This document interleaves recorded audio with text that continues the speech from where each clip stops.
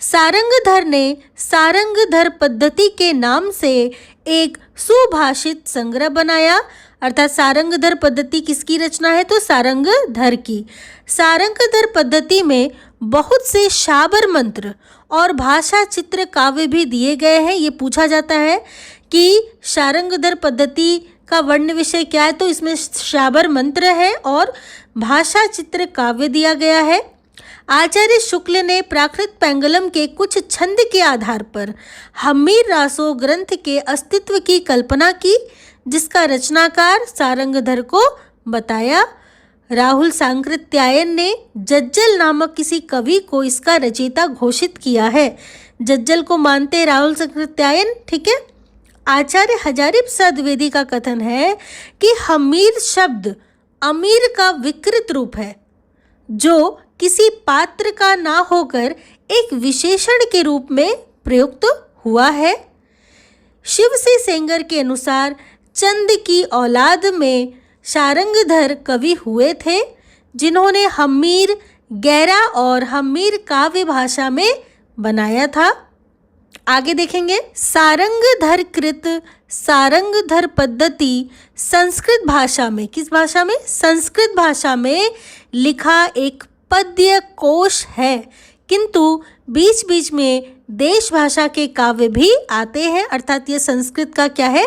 पद्य कोश है सारंगधर पद्धति। श्री मल्लदेव राजा की प्रशंसा में सारंगधर पद्धति में श्रीकंठ पंडित का संग्रहित यह श्लोक उल्लेख योग्य है। श्री मल्लदेव राजा की प्रशंसा है सारंगधर पद्धति में, ठीक है।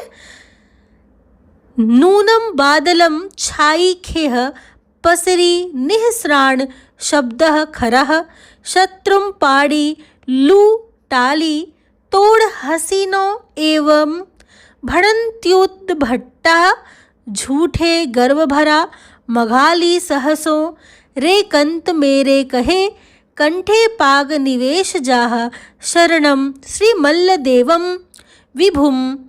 यहाँ श्री मल्लदेवम से आप समझ सकते हैं कि ये सारंगधर पद्धति में उद्धृत है। तो इस प्रकार श्री मल्लदेव राजा की प्रशंसा में सारंगधर पद्धति में ये उक्ति वर्णित है, श्लोक है। डॉक्टर बच्चन सिंह ने अनुमान व्यक्त किया है कि सारंगधर कुंडलियां छंद के प्रथम प्रयोक्ता है। बच्चन सिंह ने ये बात रखी है कि सारंगधर कुंडलियां छंद के क्या है? प्रथम प्रयोक्ता है। हमने हिंदी साहित्य के आदिकाल में अपभ्रंश साहित्य के बारे में विस्तार से पढ़ा है। आशा करती हूँ कि वीडियो आपको अच्छी लगी होगी। इसे लाइक शेयर सब्सक्राइब करेंगे। तो चलिए शुरू करते हैं। सरहपा को हिंदी का प्रथम कवि माना जाता है। ये पूछा जाएगा कि हिंदी का प्रथम कवि किसे माना जाता है, तो इसका उत्तर क्या होगा? सरहपा। इन्हें सरोज वज्र, राहुल भद्र आदि नामों से भी जाना जाता है। सरहपा के अन्य नाम भी हैं, सरोज वज्र, राहुल भद्र, ये सब। सिद्धों में सबसे पुराने सरहपाद ही हैं। सिद्धों ने बौद्ध धर्म के वज्रयान तत्व का प्रचार करने के लिए, किस धर्म का? बौद्ध धर्म का। किसने? सिद्धों ने। तो सिद्धों ने बौद्ध धर्म के वज्रयान तत्व का प्रचार करने के लिए जो साहित्य जन भाषा में लिखा, वह हिंदी के सिद्ध साहित्य की सीमा में आता है। वज्रयान का केंद्र श्री पर्वत पर रहा है। सहजयानियों की भाषा का नाम संध्या भाषा है। ये प्रश्न पूछे जाते हैं कि सहजयानियों की भाषा का नाम क्या है, तो उत्तर क्या होगा? संध्या भाषा। कुछ विद्वानों ने संध्या भाषा का अर्थ यह बताया है कि यह ऐसी भाषा है जिसमें संध्या के समान प्रकाश तथा अंधकार का मिश्रण है।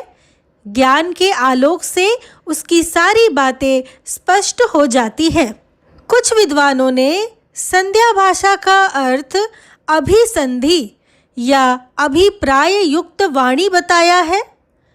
पंडित विधु शेखर शास्त्री ने बताया कि मूल शब्द संध्या भाषा नहीं बल्कि संधा भाषा रहा होगा। आगे देख लेंगे। ज्योतिरीश्वर ठाकुर रचित वर्ण रत्नाकर नामक 14वीं शताब्दी के मैथिली ग्रंथ में 84 सिद्धों के नाम दिए गए हैं। ये बहुत महत्वपूर्ण प्रश्न है। पहला तो यही प्रश्न बनेगा कि वर्ण रत्नाकर के रचनाकार कौन है, तो ज्योतिरीश्वर ठाकुर। दूसरा, 14वीं शताब्दी इसका समय काल है। तीसरा है इसकी भाषा मैथिली है। और चौथा कि इसी में 84 सिद्धों के नाम दिए गए। किस में दिए गए हैं? वर्ण रत्नाकर में। आगे देखेंगे, सहज यानियों की संध्या भाषा का प्रभाव संत कवियों पर भी पड़ा और वे उलटवासियां लिखने लगे। किसका प्रभाव? संध्या भाषा का प्रभाव पड़ा। ठीक है। राहुल सांकृत्यायन ने सरहपाद का समय 769 ईस्वी स्थिर किया है। ये पूछते हैं कि राहुल सांकृत्यायन ने सरहपाद का समय क्या बताया है, तो राहुल सांकृत्यायन ने सरहपाद का समय 769 ईस्वी स्थिर किया है। विनयतोष भट्टाचार्य ने सरहपाद का समय विक्रम संवत 690 अर्थात ईस्वी सन 633 स्थिर किया है। इनके लिखे 32 ग्रंथ, किनके लिखे? सरहपाद के लिखे 32 ग्रंथ माने जाते हैं या बताए जाते हैं, जिनमें दोहा कोश प्रसिद्ध है। ये उनकी प्रसिद्ध पुस्तक है, दोहा कोश सरहपाद की। महामहोपाध्याय हरप्रसाद शास्त्री द्वारा संपादित बौद्ध गान ओ दोहा में सरहपाद और कृष्णाचार्य का दोहा संग्रहित है। बौद्ध गान ओ दोहा किसकी संपादित रचना है, तो हरप्रसाद शास्त्री द्वारा संपादित है। जिसमें किसके किसके रचनाएं संग्रहित है, तो सरहपा के और कृष्णाचार्य का दोहा संग्रहित है। महामहोपाध्याय हरप्रसाद शास्त्री ने बौद्ध गान ओ दोहा में संग्रहित पुस्तकों की भाषा को प्राचीन बंगला कहा है। क्या कहा है? प्राचीन बंगला। और ये किस में संग्रहित है? देखिए, बौद्ध गान ओ दोहा में। आगे देखेंगे, दोहा कोश का संपादन डॉक्टर प्रबोध चंद्र बागची ने किया। किसने किया? डॉक्टर प्रबोध चंद्र बागची ने। दोहा कोश में तिल्लोप्पा, सरहपा, कण्हप्पा के दोहे संग्रहित है। किसके किसके? तिल्लोप्पा, सरहपा और कण्हप्पा के दोहे संग्रहित हैं दोहा कोश में। सरहपा की जीवन दृष्टि संक्षेप में इस प्रकार है, अर्थात जीवन के प्रति सरहपा का जो दृष्टिकोण था वो इस प्रकार का था। क्या था देखेंगे, सहज संयम, पाखंड और आडंबर का विनाश, गुरु सेवा, सहज मार्ग, महासुख की प्राप्ति। अर्थात सबसे पहले सहज संयम हो, पाखंड और आडंबर का विनाश हो, गुरु की सेवा हो, सहज मार्ग हो और तब जाके महासुख की प्राप्ति होती है। आगे देखेंगे, बच्चन सिंह ने लिखा है, आक्रोश की भाषा का पहला प्रयोग सरहपा में ही दिखाई देता है। ये बहुत महत्वपूर्ण है कि आक्रोश की भाषा का पहला प्रयोग सरहपा ने किया एक तो, और दूसरी बात ये कथन किसका है, तो बच्चन सिंह का। सिद्धों की भाषा को संध्या भाषा का नाम मुनि दत्त तथा अद्वय वज्र ने दिया। शबरपा सरहपा के शिष्य थे तथा लुईपाद के गुरु थे। शबरों की वेशभूषा में रहने के कारण इनका नाम शबरपाद पड़ा। क्यों पड़ा इनका नाम शबरपाद, तो शबरों की वेशभूषा में रहने के कारण पड़ा। इनका जन्म क्षत्रिय कुल में सन 780 ईस्वी में हुआ। चर्यापद शबरपा की प्रसिद्ध पुस्तक है और बहुत महत्वपूर्ण है। परीक्षा में पूछा जाता है ये प्रश्न कि शबरपा की प्रसिद्ध पुस्तक का नाम क्या है, तो चर्यापद, या ये पूछा जाता है चर्यापद किसकी रचना है, तो शबरपा की। चर्यापद एक प्रकार का गीत है जो सामान्यतः अनुष्ठानों के समय गाया जाता है। चर्यापद संध्या भाषा के दृष्टिकूट में लिखी गई है। कैसे लिखी गई है? संध्या भाषा के दृष्टिकूट में। जिनके दोहरे अर्थ होते हैं। और इन्हीं चर्या पदों के कैसे अर्थ होते हैं? दोहरे अर्थ होते हैं। सिद्ध साहित्य में दोहा कोश की रचना परिनिष्ठित अपभ्रंश में हुई है तथा चर्या पदों की अवहट्ट में, अर्थात दोहा कोश की रचना अपभ्रंश में और चर्या पद जो रचे गए वो किसमें? अवहट्ट में। सिद्धों का दोहा और चर्या पद संत साहित्य में क्रमशः साखी और सबदी में किंचित रूपांतरित हो गया। अर्थात सिद्धों का जो दोहा और चर्या पद था वो संत साहित्य में जाकर साखी और सबदी में रूपांतरित हुआ। लुइपा का जन्म राजा धर्मपाल के शासनकाल में सन 773 ईस्वी में एक कायस्थ परिवार में हुआ था। लुइपा शबरपा के शिष्य थे। किसके शिष्य थे लुइपा? शबरपा के शिष्य थे। आगे देखेंगे, 84 सिद्धों में लुइपा का स्थान प्रथम तथा सबसे ऊंचा माना जाता है। आपने पहले पढ़ा था कि सरहपा सिद्धों में सबसे पुराने हैं, लेकिन जो स्थान सबसे ऊंचा और प्रथम दिया जाता है वो दिया जाता है लुइपा को। क्यों दिया जाता है? देखिए, लुइपा साधना में इतने ऊंचे थे कि उड़ीसा के राजा दारिकपा और उनके मंत्री डेंगीपा इनके शिष्य हो गए थे। अर्थात ये बहुत बड़े साधक थे। लेकिन जब प्रश्न ये आएगा कि सिद्धों में सबसे पुराने कौन थे, तो उसका उत्तर सरहपा ही होगा। जब पूछा जाएगा ऊंचा किसे माना जाता है, तब इसका आंसर हो जाएगा लुइपा। आगे देखेंगे, डोम्बिपा का जन्म मगध के क्षत्रिय वंश में सन 840 ईस्वी के आसपास हुआ। इनके द्वारा रचित 21 ग्रंथ, किनके द्वारा? डोम्बिपा के द्वारा रचित 21 ग्रंथ बताए जाते हैं, जिनमें डोम्बी गीतिका, योगचर्या, अक्षर द्विकोपदेश आदि प्रसिद्ध है। ये 3 ग्रंथ हैं डोम्बिपा के, डोम्बी गीतिका, योगचर्या और अक्षर द्विकोपदेश। डोम्बिपा विरूपा के शिष्य थे। किसके शिष्य थे? विरूपा के। कण्हप्पा सिद्धों में सर्वश्रेष्ठ विद्वान तथा सबसे बड़े कवि थे। अब ये भी प्रश्न बन सकता है यहाँ से कि सिद्धों में क्या है? सबसे बड़े विद्वान तथा कवि किसे माना जाता है? तो कौन थे वो? कण्हप्पा। कण्हप्पा का जन्म कर्नाटक के ब्राह्मण वंश में सन 820 में हुआ था। राहुल सांकृत्यायन के अनुसार कण्हप्पा पांडित्य और कवित्व में बेजोड़ थे। ये किसका कथन है? और बहुत महत्वपूर्ण कथन है। किसका? राहुल सांकृत्यायन का। उन्होंने कहा है कि कण्हप्पा पांडित्य और कवित्व में बेजोड़ थे। कण्हप्पा बिहार के सोमपुरी स्थान पर रहते थे तथा जलंधरपा को अपना गुरु बनाया था। कण्हप्पा के गुरु कौन थे? जलंधरपा।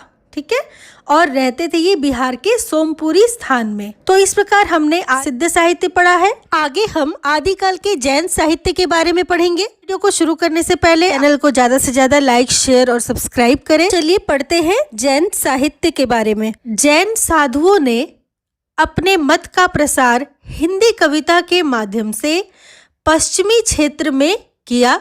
अर्थात जैन साहित्य की बात करें तो इसका जो प्रचार प्रसार हुआ था वो भारत के पश्चिमी क्षेत्र में हुआ है। रास काव्य परंपरा में प्राचीनतम ज्ञात ग्रंथ रिपुदारण रास है। डॉक्टर दशरथ ओझा ने इसका समय 905 ईस्वी बताया है। रिपुदारण रास संस्कृत भाषा में लिखा गया है। किस भाषा में? संस्कृत भाषा में।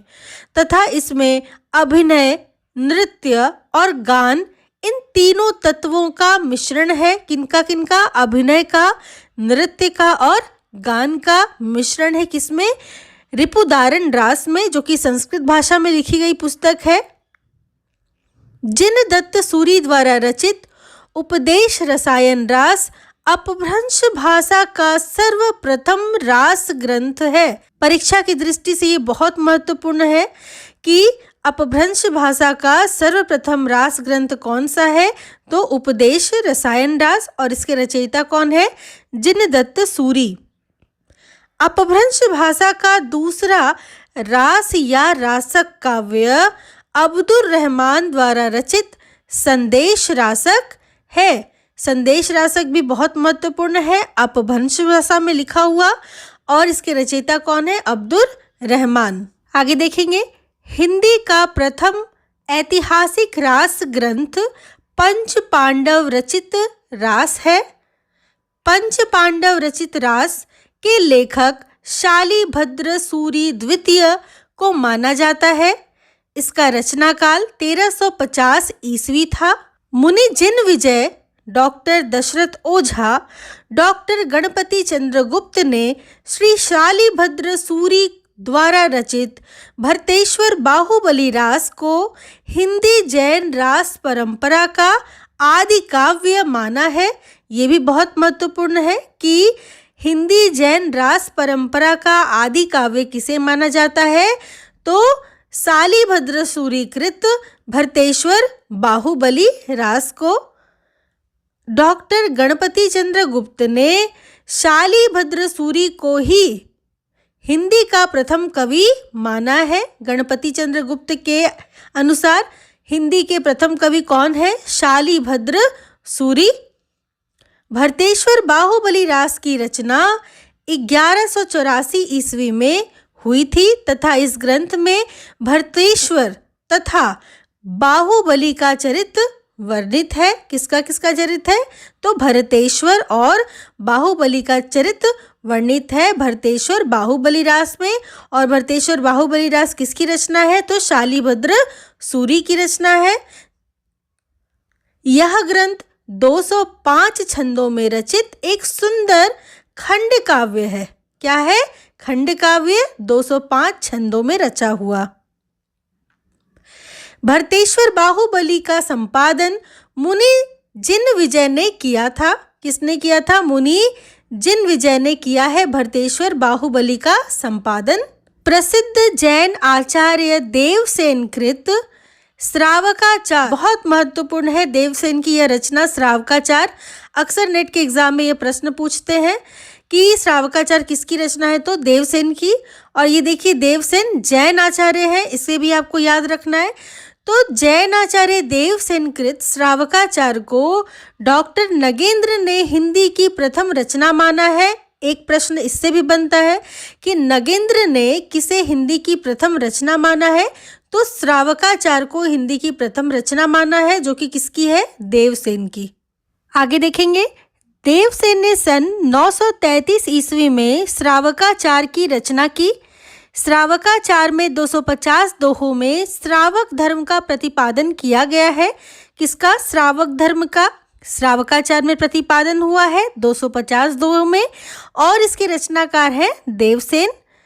देवसेन के अन्य ग्रंथ है नयचक्र, दर्शनसार, भाव संग्रह, आराधनासार और तत्वसार तथा सावय धम्म दोहा। इन ग्रंथों में इनका नयचक्र बहुत प्रसिद्ध है। देवसेन के नए चक्र को लघुनय चक्र के नाम से भी जाना जाता है। देवसेन अपने ग्रंथ में जैन धर्म के अनेक संघों की उत्पत्ति लिखी है, जिसे उन्होंने जैनाभास का नाम दिया है। वृहद नय चक्र की रचना देवसेन के शिष्य माइल धवल ने किया। किसने? माइल धवल ने, जो कि देवसेन के नाम से प्रसिद्ध है। आगे देखेंगे, वृहद नय चक्र का वास्तविक नाम दव्य सहाव पयास अर्थात द्रव्य स्वभाव प्रकाश है।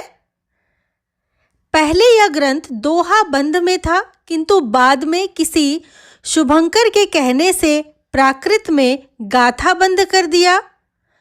द्रव्य स्वभाव प्रकाश अर्थात दव्य सहाव पयास पहले पुरानी हिंदी या अपभ्रंश भाषा में लिखा गया था। दव्य सहाव पयास अब प्राकृत भाषा में मिलती है, अर्थात पहले यह अपभ्रंश में लिखी थी और अब प्राकृत भाषा में मिलती है। दव्य सहाव पयास माइल धवल की रचना है। किसकी रचना है? माइल धवल की। शालिभद्र सूरि के बुद्धिरास, किसके? शालिभद्र सूरि के बुद्धिरास नामक ग्रंथ का संग्रह उनके शिष्य सीवी ने किया था। आसुग नाम कवि ने जालौर में लगभग 1200 ईस्वी के आसपास 35 छंदों का एक लघु खंड काव्य चंदनबाला रास नाम से लिखा है। चंदनबाला रास किसका है? तो आसुग कवि का एक खंड काव्य है। आसुग ने जीव दया रास नामक एक अन्य ग्रंथ की भी रचना की है। जिन्न धर्मसूरी ने 1209 ईस्वी में स्थूली भद्र रास की रचना की। किसने रचना की स्थूली भद्र रास की? तो जिन्न धर्मसूरी ने। स्थूली भद्र रास में रचयिता का नाम जिन धाम मिलता है, जो जिन धर्म का ही पर्याय समझा जाता है। विजय सेन सूरी ने रेवंतगिरी रास की रचना की 1231 ईस्वी के आसपास। रेवंतगिरी रास किसकी रचना है? तो विजय सेन सूरी की रचना है। रेवंतगिरी रास में जैन तीर्थ रेवंतगिरी तथा तीर्थंकर नेमिनाथ की प्रतिमा के महत्व का प्रतिपादन ऐतिहासिक एवं पौराणिक इतिवृत्त तथा प्राकृतिक सौंदर्य के आधार पर किया गया है। रेवंतगिरी रास 4 कड़वकों में विभक्त है। ये प्रश्न बहुत महत्वपूर्ण है कि रेवंतगिरी रास कितने कड़वकों में विभक्त है? तो 4 कड़वकों में विभक्त है। रेवंतगिरी रास की ही भांति कवि पल्हड़ द्वारा रचित आबू रास सन 1232 ईस्वी में भी जैनियों के प्रसिद्ध स्थान आबू मंदिर का वर्णन किया गया है। मुनि सुमतिगणि ने नेमिनाथ रास में जैन तीर्थंकर नेमिनाथ के चरित्र का वर्णन अत्यंत संक्षेप में किया है।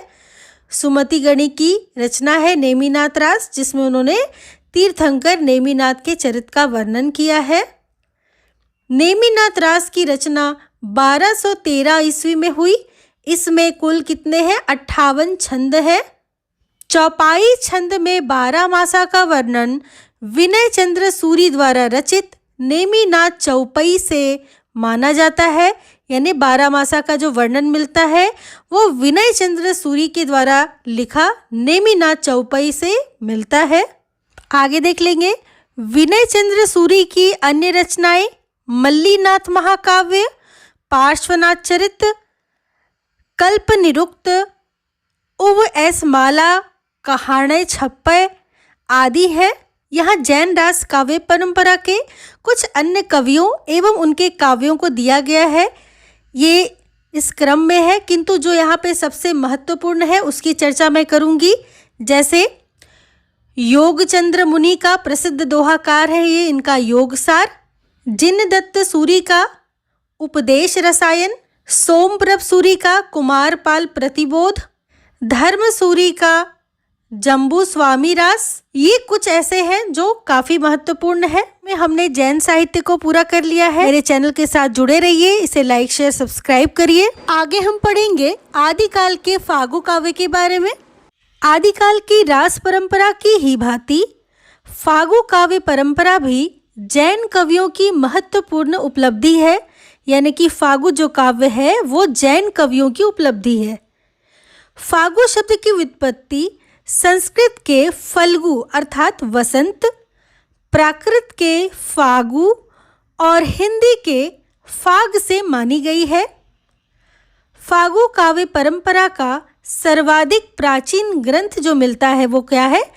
जिनचंद सूरी द्वारा रचित जिनचंद सूरी फागु सन 1284 ईस्वी में प्रथम रचना फागु काव्य की मिलती है। फागु काव्य का अर्थ है वसंत ऋतु का काव्य। इसका क्या अर्थ है? वसंत ऋतु का काव्य। जिनचंद सूरी में 25 छंद हैं। श्री स्थूली भद्र फागु अर्थात श्री स्थूली भद्र फागु फागु काव्य परंपरा का सर्वाधिक सुंदर काव्य है। श्री नेमिनाथ फागु की रचना राजशेखर सूरी ने किया। श्री नेमिनाथ फागु की रचना 1350 ईस्वी में हुई, जिसमें नेमिनाथ एवं राजुल के विवाह की घटना का चित्रण है। पूरा काव्य सिर्फ 27 छंदों में निबद्ध है। वसंत विलास फागु संज्ञक अनेक रचनाएं मिलती हैं, जिनमें से एक 14वीं शती की तथा दूसरी 16वीं शती की है। डॉक्टर माता प्रसाद गुप्त ने परिश्रम पूर्वक वसंत विलास फागू का संपादन किया। किसका संपादन किया माता प्रसाद गुप्त ने? तो वसंत विलास फागू का संपादन किया तथा इसका समय 13वीं शताब्दी बताया है। वसंत विलास फागू 84 छंदों में रचित एक श्रृंगारिक काव्य है। कैसा काव्य है? श्रृंगारिक काव्य, और 84 छंदों में रचा हुआ, जिसमें वसंत और स्त्रियों पर उसके विलासपूर्ण प्रभाव का मनोहारी चित्रण है। हमने फागू काव्य के बारे में पढ़ा। आगे हम आदिकाल के नाथ साहित्य के बारे में पढ़ेंगे। गोरखनाथ का नाथ पंथ। देखिए, जब भी बात आती है नाथ साहित्य की तो सबसे पहले बात आती है गोरखनाथ की। तो गोरखनाथ का नाथ पंथ बौद्धों की वज्रयान शाखा से निकला हुआ माना जाता है। नाथ पंथ कहाँ से निकला है? बौद्धों की वज्रयान शाखा से। गोरखनाथ ने पतंजलि के उच्च लक्ष्य ईश्वर प्राप्ति को लेकर हठ योग का प्रवर्तन किया। अर्थात गोरखनाथ ने पतंजलि के जो लक्ष्य थे उनको लेकर, ईश्वर प्राप्ति को लेकर हठ योग का प्रवर्तन किया। सिद्धों की वाम मार्गी भोग प्रधान योग साधना की प्रतिक्रिया के रूप में आदिकाल में नाथपंथियों की हठ योग साधना आरंभ हुई। आचार्य हजारी प्रसाद द्विवेदी के अनुसार, यह कथन बहुत महत्वपूर्ण है, नेट की परीक्षा में कई बार ये प्रश्न आया है। आचार्य हजारी प्रसाद द्विवेदी के अनुसार नाथ पंथ या नाथ संप्रदाय के सिद्ध मत, सिद्ध मार्ग, योग संप्रदाय, अवधूत मत एवं अवधूत संप्रदाय नाम भी प्रसिद्ध हैं। ये सारे नाम प्रसिद्ध हैं नाथ पंथ के लिए, ऐसा हजारी प्रसाद द्विवेदी जी लिखते हैं। हठ योगियों के सिद्ध सिद्धांत पद्धति ग्रंथ के अनुसार ह का अर्थ है सूर्य तथा ठ का अर्थ है चंद्र। इन दोनों के योग से ही हठ योग बनता है, इसे ही हठ योग कहते हैं। हिंदी साहित्य में षट चक्रों वाला योग मार्ग गोरखनाथ ने चलाया। ये भी नेट की परीक्षा में आता है कि गोरखनाथ ने कैसा मार्ग चलाया, तो षट चक्रों वाला योग मार्ग चलाया। गोरखनाथ को नाथ साहित्य का आरंभकर्ता माना जाता है। जैसा कि मैंने पहले ही बताया कि जब नाथ साहित्य की बात आती है तो सबसे पहले गोरखनाथ की बात आती है। गोरखनाथ के गुरु का नाम मत्स्येंद्रनाथ था। मत्स्येंद्रनाथ को मीननाथ और मच्छंदरनाथ भी कहा गया है। मत्स्येंद्रनाथ चौथे बोधिसत्व अवलोकितेश्वर के नाम से भी प्रसिद्ध हुए हैं। मिश्र बंधुओं ने गोरखनाथ को ही हिंदी का प्रथम गद्य लेखक माना है, बहुत महत्वपूर्ण है ये भी। राहुल सांकृत्यायन ने गोरखनाथ का समय 845 ईस्वी माना है। डॉक्टर हजारी प्रसाद द्विवेदी उन्हें 9वीं शती का मानते हैं। आचार्य रामचंद्र शुक्ल और डॉक्टर रामकुमार वर्मा 13वीं शती का बताते हैं, जबकि डॉक्टर पीताम्बर दत्त बड़थवाल उन्हें 11वीं शती का मानते हैं। आचार्य हजारी प्रसाद द्विवेदी ने लिखा है, शंकराचार्य के बाद इतना प्रभावशाली और इतना महिमान्वित भारतवर्ष में दूसरा नहीं हुआ। किसके बारे में लिख रहे हैं, ध्यान दीजिए, ये गोरखनाथ के बारे में लिख रहे हैं आचार्य हजारी प्रसाद द्विवेदी जी कि शंकराचार्य के बाद इतना प्रभावशाली दूसरा कोई नहीं हुआ भारतवर्ष में। भारतवर्ष के कोने कोने में उनकी अनुयायी आज भी पाए जाते हैं। भक्ति आंदोलन के पूर्व सबसे शक्तिशाली कोई धार्मिक आंदोलन था तो कौन सा था? गोरखनाथ का भक्ति मार्ग ही था। यानी कि भक्ति आंदोलन के पहले यदि कोई सबसे शक्तिशाली कोई धार्मिक आंदोलन रहा तो वो गोरखनाथ का भक्ति मार्ग ही रहा।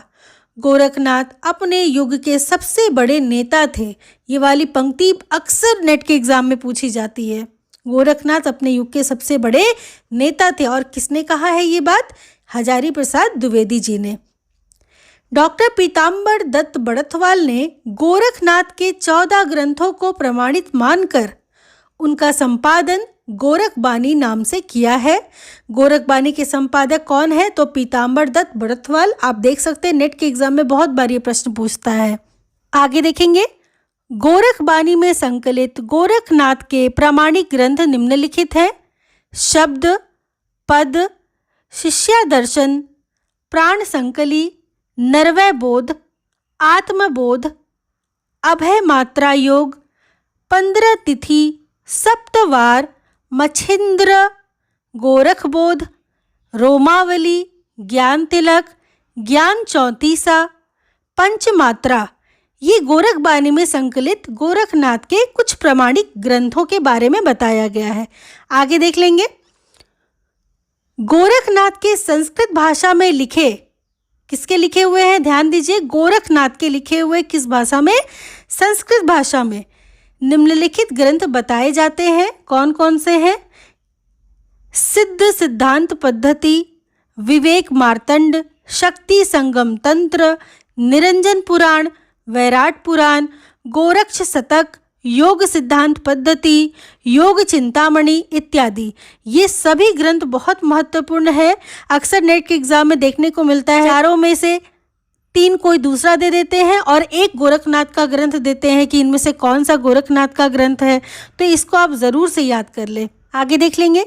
10वीं शताब्दी के प्रसिद्ध कश्मीरी आचार्य अभिनव गुप्त क्या है? कश्मीरी आचार्य ने अपने तंत्रालोक में, उनका क्या रचना का नाम है? तंत्रालोक। तो अपने तंत्रालोक में मच्छंद विभु या मत्स्येंद्र नाथ की वंदना की है। नाथों की संख्या 9 मानी गई है। बहुत महत्वपूर्ण कि कितने नाथ हैं? तो 9 नाथ हैं। गोरक्ष सिद्धांत संग्रह में नव प्रवर्तकों के निम्नलिखित नाम गिनाए गए हैं: नागार्जुन, जड़भरत, हरिश्चंद्र, सत्यनाथ, भीमनाथ, गोरक्षनाथ, चरपट, जलंधर और मल्यार्जुन। ये 9 नाथ हैं जिनकी संख्या गिनाई गई है और 9 नाथ माने जाते हैं। इसका शॉर्ट फॉर्म मैंने एक ट्रिक के साथ पिछली वीडियो में बताया है कि कैसे आप बहुत आसानी से इसे याद कर सकते हैं, तो आप जाकर उस वीडियो को ज़रूर देख लें। आगे देखते हैं। डॉक्टर रामकुमार वर्मा ने नवनाथों का निम्नलिखित नाम बताया है: आदिनाथ, मत्स्येंद्रनाथ, गोरखनाथ, गाहिणीनाथ, चरपटनाथ, चौरंगीनाथ, ज्वालेंद्रनाथ, भरतरीनाथ एवं गोपीचंदनाथ। आदिनाथ को परवर्ती संतों ने शिव माना है। चरपटनाथ का